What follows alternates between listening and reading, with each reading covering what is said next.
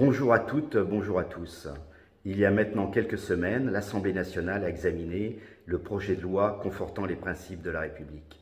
Ce texte présenté par le gouvernement fait suite, comme vous le savez, au grand débat qui s'est déroulé il y a maintenant 2 ans, initié au moment du mouvement des Gilets jaunes. Cette loi restera, j'en suis certain, un texte majeur de cette législature.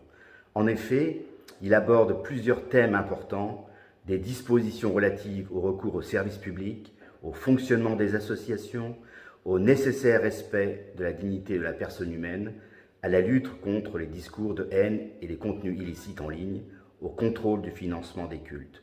Vous voyez, ce sont des domaines sensibles qui nous concernent tous dans notre vie quotidienne.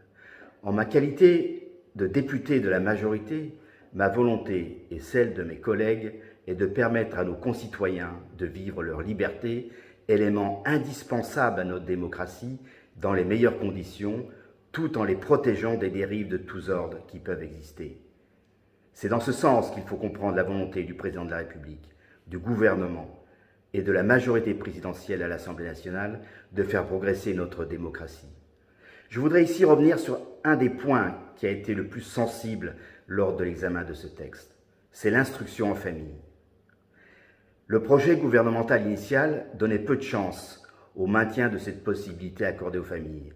Les cas de dérogation restant possibles étaient très peu nombreux.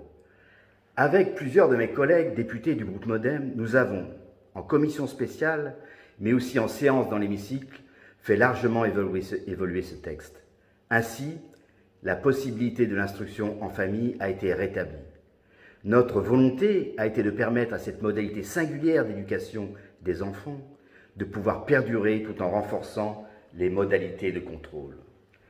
Pour les familles que j'ai rencontrées, qui ont déjà recours à cette possibilité et pour qui tout se passe bien, il n'y a pas de raison d'y mettre fin.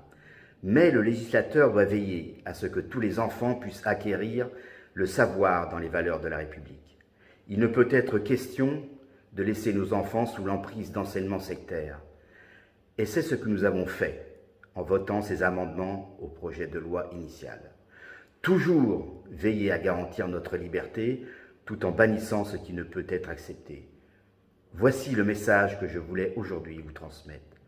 Je vous remercie pour votre écoute et je vous dis à bientôt.